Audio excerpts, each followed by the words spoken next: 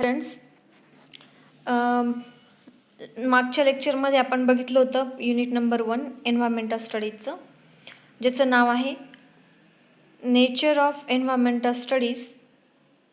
ठीक आहे, तर त्याच्याशी रिलेटेड जे काही इम्पॉर्टंट MCQs आहेत तर ते आपण बघणार आहोत, MCQs आणि त्याचे आन्सर्स. ठीक आहे, तर सगळ्यात पहिलं क्वेश्चन आहे, the unlimited exploitation of nature by human being रिझल्टेड in. बरोबर, ह्युमन बिईंगकडनं निसर्गाचं जे अनलिमिटेड एक्सप्लॉयटेशन झालेलं आहे, तर त्यामुळे काय काय झालेलं आहे बघा. ऑप्शन आहे पहिला एन्व्हायरमेंटल पोल्युशन, दुसरा हेल्थ प्रॉब्लेम, तिसरा डिक्रीज इन बायोडायव्हर्सिटी आणि फोर्थ आहे ऑल द गिवन. आता जर ऑप्शन्स बघितले 3 ऑप्शन्स, तर यस, माणसाकडून एन्व्हायरमेंटल पोल्युशन पण झाले, त्यामुळे हेल्थचे प्रॉब्लेम्स पण तयार होत आहेत आणि त्यामुळे पोल्युशनमुळे बायोडायव्हर्सिटीसुद्धा डिक्रीज झालेली आहे. त्यामुळे ह्या क्वेश्चनचा आन्सर आहे all the given, answer number 4. ठीक आहे, ही त्याची आन्सर की. सेकंड क्वेश्चन आहे जो टॉपिक नंबर 1 वरती विचारलेला, कन्झर्वेशन ऑफ नॅचरल रिसोर्सेस. पुढे ऑप्शन आहे was not encourage in ancient India, was encourage in ancient India, in recently, is recently being used in India and none of these. Okay, तर actually natural resources म्हणजे तुमचं हवा, पाणी, हे जे natural resources आहेत त्यांचं कन्झर्वेशन एन्शियंट इंडियामध्ये म्हणजे पूर्व भारतामध्ये बरोबर होत होतं की नव्हतं. Yes, was encourage in ancient India, हे त्याचं करेक्ट आन्सर आहे. ठीक आहे, आन्सर नंबर 2. थर्ड येतं the conservation of natural resources. Same question इथे रिपीट झालेला आहे, त्यामुळं त्याचा आन्सर काय असणार, same. Second answer was encourage in ancient India. ठीक आहे, नेक्स्ट MCQ विचारला आहे, the global action plan adopted at earth summit held at Rio de Janeiro in June 1972 is also known as. Already आपण लेक्चरमध्ये study केलं होतं. तर 4 option आहे, कोणत्या एजेंडामध्ये हा जो समिट आहे ते झाला होता, त्याला नाव आहे. ऑप्शन आहे agenda 20, 22, 23 and 21. So answer is agenda 21. So agenda 21 is the global action plan adopted at earth summit held at Rio दि जानेरो इन जून 1972. ओके, त्याला एजेंडा 21 सुद्धा म्हटलं जातं, लक्षात असू द्या. रिओ दि जानेरो जून 1972 ग्लोबल ॲक्शन प्लॅन हा ॲडॉप्ट केला गेला होता. ठीक आहे, पुढे त्याला अजेंडा 21 असंही म्हटलं जातं. पुढचा आहे तो question, environmental issues are discuss and solved in subject. तर एन्व्हायरमेंटल इश्यूज हे कशामध्ये डिस्कस आणि सॉल्व केले जातात, तर त्याला म्हटलं जातं एन्व्हायरमेंटल स्टडीज. त्याला शॉर्ट फॉर्म आहे EVS. हे बाकीचे जे 2 ऑप्शन आहे, इकॉनॉमिक्समध्ये कशा स्टडी केला जातो, इकॉनॉमीचा, सोशिओलॉजीमध्ये सोशलचा. ओके, सोशल स्टडी केला जातो आणि नन ऑफ द अबव. तर EVS म्हणजे एन्व्हायरमेंटल स्टडीजमध्येच एन्व्हायरमेंटल इश्यूजचा इश्यूज डिस्कस आणि सॉल्व केले जातात. एन्व्हायरमेंटल इश्यूज म्हणजेच तुमचे ॲसिड रेन असेल, ग्लोबल वॉर्मिंग असेल, डिफॉरेस्टेशन असेल, हे सगळे इश्यूज कुठं स्टडी, डिस्कस आणि सॉल्व केले जातात EVS सब्जेक्टमध्ये. त्यामुळे ऑप्शन नंबर झालं 3. पुढे आहे, as per the French word environner means. Okay, तर एन्व्हायरनर हा फ्रेंच वर्ड आहे आणि त्याचा अर्थ काय, आपल्याला ते 4 ऑप्शनमधून करेक्ट चूज करायचं आहे. तर एन्व्हायरनर, आता पहिलं ऑप्शन दिलं ॲटमॉस्फिअर, दुसरं दिले अर्थ आणि sun, encircle and surround and last one earth आणि एनर्जी. तर ह्या चौघांमध्ये जे करेक्ट आन्सर आहे ते म्हणजे एनसर्कल आणि सराउंड. कारण एन्व्हायरनरचा मिनिंगच येतो एनसर्कल आणि सराउंड. ठीक आहे, पुढे क्वेश्चन नंबर आहे 7. USCB is short form for.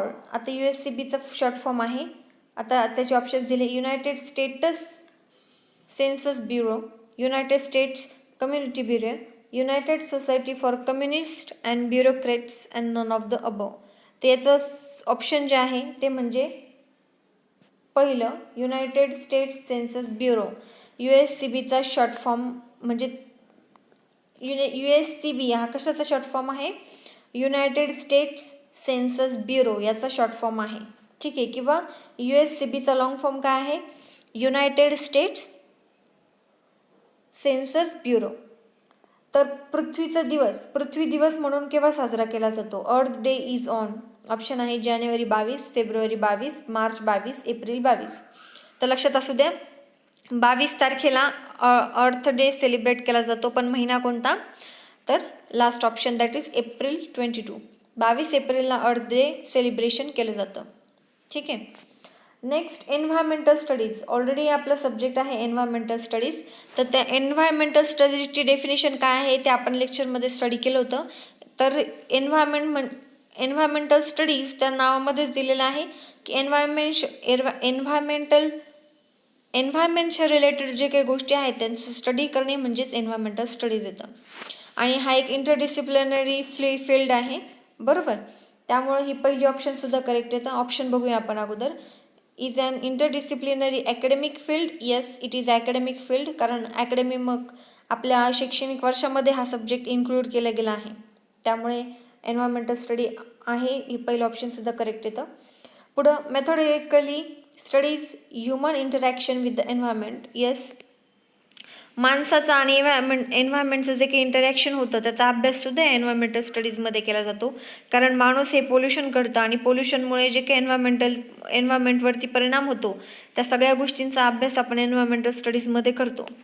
पुढचं ऑप्शन येतं, त्यामुळे हे ऑप्शनसुद्धा करेक्ट आहे. पुढचं ऑप्शन येतं includes the natural environment, built environment and the sets of relationship between them. Yes, natural environment याच्यामध्ये येतं एन्व्हायरमेंटल स्टडीजमध्ये, त्याचा अभ्यास केला जातो.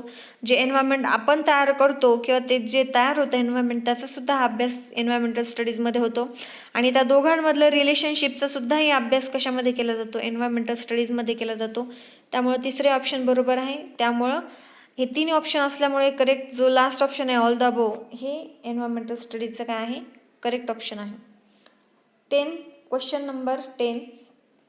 Environmental studies does not involve. त्याच्यामध्ये काय येत नाही बघा. महत्त्वाचं त्याच्यामध्ये सायकोलॉजी येते, डेमोग्राफी येते, इथिक्स येतं. फक्त त्यामध्ये लिटरेचर येत नाही. लक्षात असू द्या. ठीक आहे. तो एन्व्हायरमेंटल स्टडीजमध्ये डेमोग्राफी, इथिक्स, सायकोलॉजी तीनही येतात. लिटरेचरचा अभ्यास यामध्ये नाही. 11 Van Mahotsav is an annual tree planting festival in India celebrated on. तर भारतामध्ये ट्री प्लांटिंग फेस्टिवल सेलिब्रेट केला जातो, ज्याला आपण म्हणतो वन महोत्सव. हा ॲन्युअली सेलिब्रेट केला जातो, वर्षाला एकदा सेलिब्रेट केला जातो. मग तो केव्हा सेलिब्रेट केला जातो? ऑप्शन बघा. 2 जून, 1 जुलै, 1 डिसेंबर, 15 सप्टेंबर. तर 1 जुलैच्या पहिल्या तारखेला वन महोत्सव सेलिब्रेट केला जातो. हा क्वेश्चन विचारला जाऊ शकतो. आणि लास्ट क्वेश्चन आहे आपल्या पहिल्या युनिटवरती, तो म्हणजे which of the following global trend is of great concern for the future of our environment. मग आपल्या एन्व्हायरमेंटच्या फ्युचर्सच्या संबंधित सगळ्यात मोठी काळजी असणारा कोणता इश्यू आहे? बरोबर. तर त्यात 3 इश्यूज दिलेले आहेत बघा.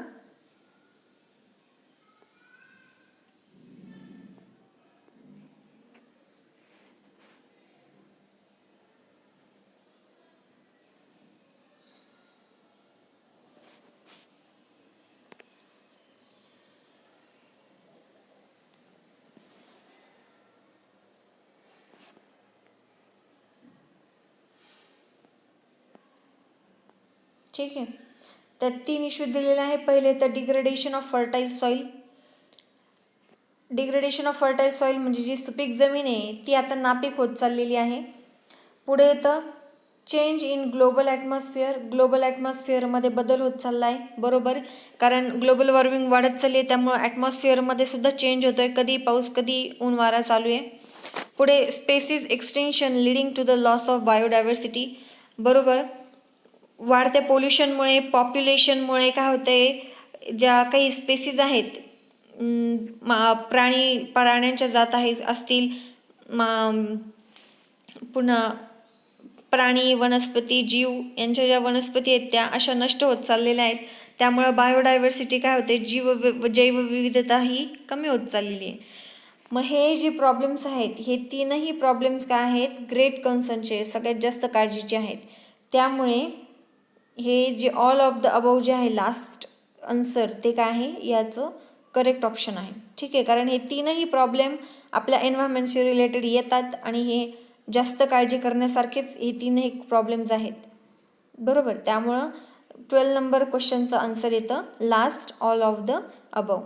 तर असे हे 12 क्वेश्चन्स आहेत आपल्या युनिट नंबर 1 वरती. यातले काही प्रॉब्लेम्स, काही MCQs तुम्हाला फायनल एक्झामला विचारले जाऊ शकतात, त्यासाठी प्रिपेअर करा. ठीक आहे, थँक्यू.